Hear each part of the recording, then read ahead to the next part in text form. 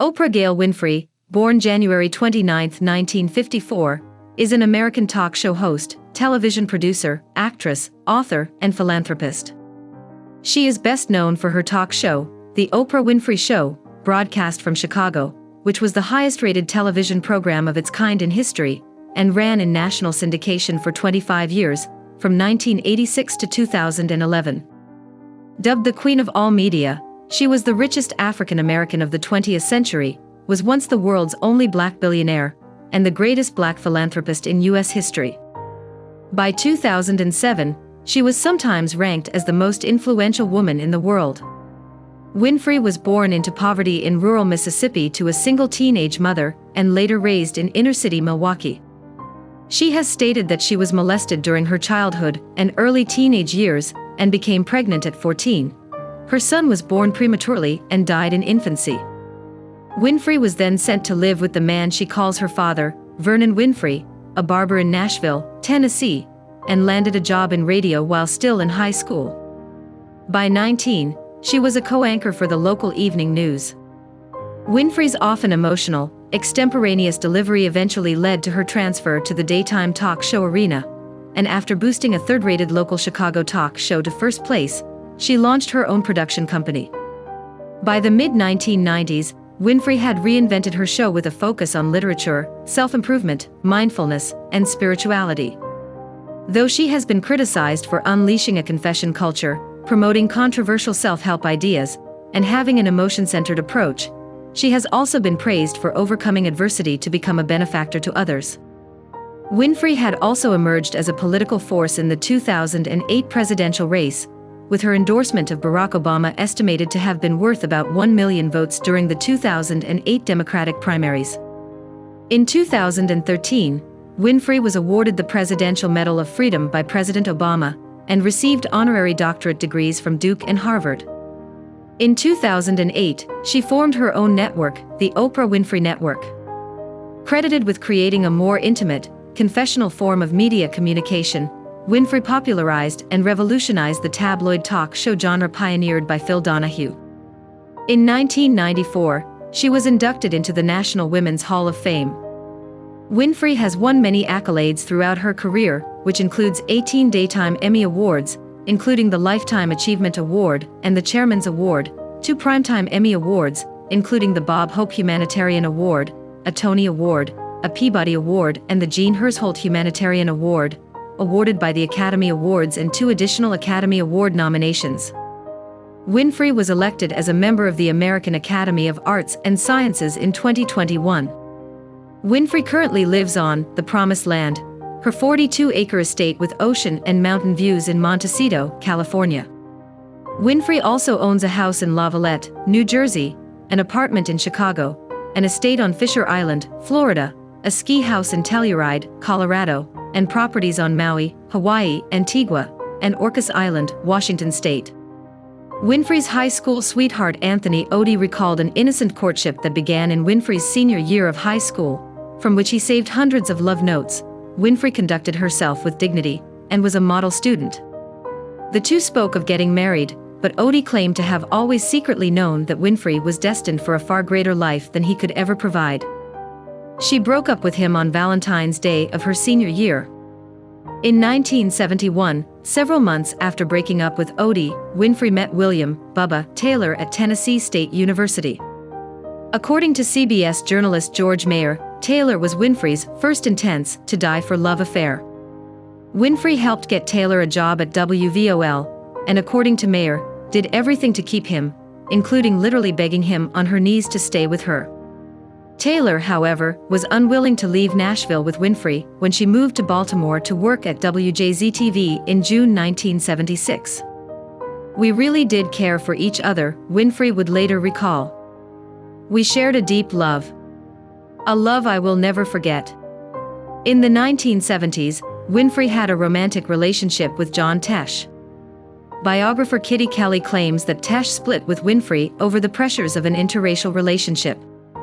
When WJZ-TV management criticized Winfrey for crying on air while reporting tragedies, and was unhappy with her physical appearance, especially when her hair fell out as a result of a bad perm, Winfrey turned to reporter Lloyd Kramer for comfort. Lloyd was just the best, Winfrey would later recall. That man loved me even when I was bald. He was wonderful.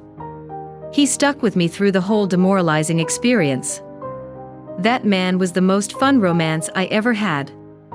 According to Mayer, when Kramer moved to NBC in New York, Winfrey had a love affair with a married man who had no intention of leaving his wife. Winfrey would later recall, "I'd had a relationship with a man for 4 years. I wasn't living with him. I'd never lived with anyone, and I thought I was worthless without him. The more he rejected me, the more I wanted him. I felt depleted, powerless. At the end, I was down on the floor on my knees groveling and pleading with him." Winfrey became so depressed that on September 8, 1981, she wrote a suicide note to best friend Gayle King instructing King to water her plants. That suicide note had been much overplayed, Winfrey told Ms. Magazine. "I couldn't kill myself. I would be afraid the minute I did it, something really good would happen and I'd miss it." According to Winfrey, her emotional turmoil gradually led to a weight problem. "The reason I gained so much weight in the first place, and the reason I had such a sorry history of abusive relationships with men, was I just needed approval so much. I needed everyone to like me, because I didn't like myself much. So I'd end up with these cruel self-absorbed guys who'd tell me how selfish I was, and I'd say, 'Oh thank you, you're so right,' and be grateful to them. Because I had no sense that I deserved anything else. Which is also why I gained so much weight later on. It was the perfect way of cushioning myself against the world's disapproval." Winfrey later confessed to smoking crack cocaine with a man she was romantically involved with during the same era. She explained on her show, "I always felt that the drug itself is not the problem, but that I was addicted to the man." She added, "I can't think of anything I wouldn't have done for that man." Winfrey was allegedly involved in a second drug-related love affair. Self-proclaimed former boyfriend Randolph Cook said they lived together for several months in 1985 and did drugs. In 1997, Cook tried to sue Winfrey for $20 million for allegedly blocking a tell-all book about their alleged relationship. In the mid-1980s, Winfrey briefly dated movie critic Roger Ebert, whom she credits with advising her to take her show into syndication. In 1985, before Winfrey's Chicago talk show had gone national, Haitian filmmaker Reginald Chevalier claims he appeared as a guest on a lookalike segment and began a relationship with Winfrey involving romantic evenings at home, candlelit baths, and dinners with Michael Jordan and Danny Glover. Chevalier says Winfrey ended the relationship when she met Stedman Graham. Winfrey and her boyfriend Stedman Graham have been together since 1986. They were engaged to be married in November 1992, but the ceremony never took place. Winfrey's best friend since their early 20s is Gayle King. King was formerly the host of The Gayle King Show, and is currently an editor of O, the Oprah magazine. Since 1997, when Winfrey played the therapist on an episode of the sitcom Ellen in which Ellen DeGeneres came out of the closet, Winfrey and King have been the target of persistent rumors that they were gay. "I understand why people think we're gay," Winfrey says in the August 2006 issue of O magazine. "There isn't a definition in our culture for this kind of bond between women. So I get why people have to label it. How can you be this close without it being sexual? I've told nearly everything there is to tell. All my stuff is out there. People think I'd be so ashamed of being gay that I wouldn't admit it. Oh, please." Winfrey has also had a long friendship with Maria Shriver, after they met in Baltimore. Winfrey considered Maya Angelou, author of I Know Why the Caged Bird Sings, her mentor and close friend. She called Angelou her mother-sister friend. Winfrey hosted a week-long Caribbean cruise for Angelou, and 150 guests for Angelou's 70th birthday in 1998, and in 2008, threw her an extravagant 80th birthday celebration at Donald Trump's Mar-a-Lago Club in Palm Beach, Florida.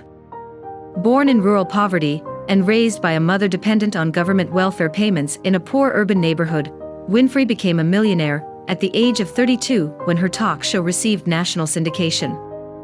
Winfrey negotiated ownership rights to the television program and started her own production company. At the age of 41, Winfrey had a net worth of $340 million and replaced Bill Cosby as the only African American on the Forbes 400. By 2000, with a net worth of $800 million, Winfrey is believed to have been the richest African American of the 20th century.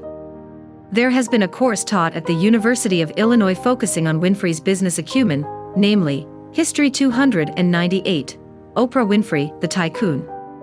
Winfrey was the highest-paid television entertainer in the United States in 2006, earning an estimated $260 million during the year, 5 times the sum earned by second-place music executive Simon Cowell. By 2008, her yearly income had increased to $275 million.